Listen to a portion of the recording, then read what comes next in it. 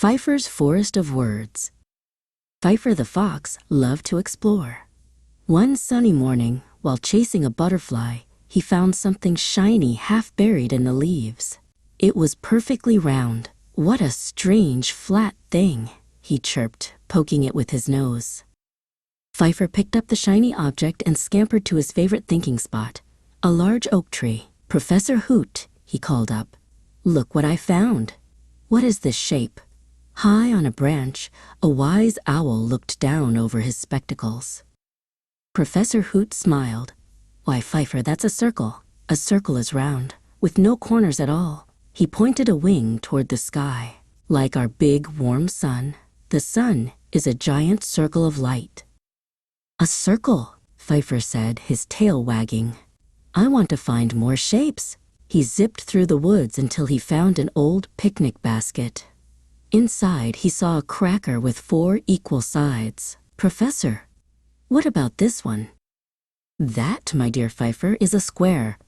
It has 4 sides, and they are all the same length," explained the owl, flying down to a lower branch. "It's a bit like my book, which is a rectangle. A rectangle also has 4 sides, but 2 are longer than the others." Fifer nibbled on the cracker. Then a funny-shaped leaf fluttered down and landed right on his nose. It had only 3 sides. "This one is different again," he yelped. "Indeed," hooted the professor. "That is a triangle." "But there's more to the world than just shapes," said Professor Hoot. "How do things feel?" He led Fifer to a slender white tree. "Touch this bark. It is smooth, with no bumps." Fifer rubbed his cheek against it.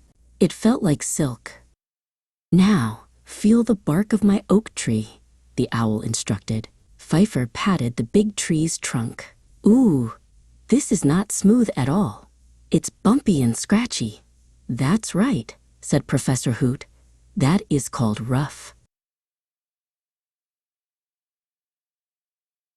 Next, Fifer spotted a patch of bright green moss. He pounced right into the middle of it. "Whee! This is so soft," he giggled. It felt like a fluffy pillow. But then his nose bumped against something. "A rock! It's very hard."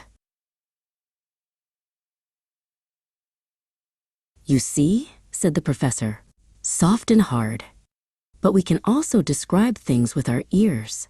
Professor Hoot puffed out his chest and made a very quiet sound.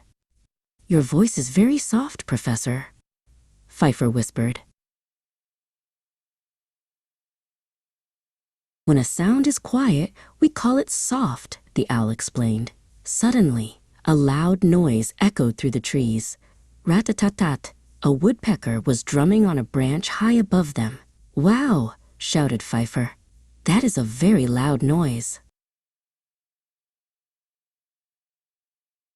The sun began to set, painting the sky in soft colors. Fifer felt very happy. "Round, square, smooth, rough, soft, hard, loud," he recited. "Thank you, Professor Hoot. Now I have so many words to describe our wonderful world."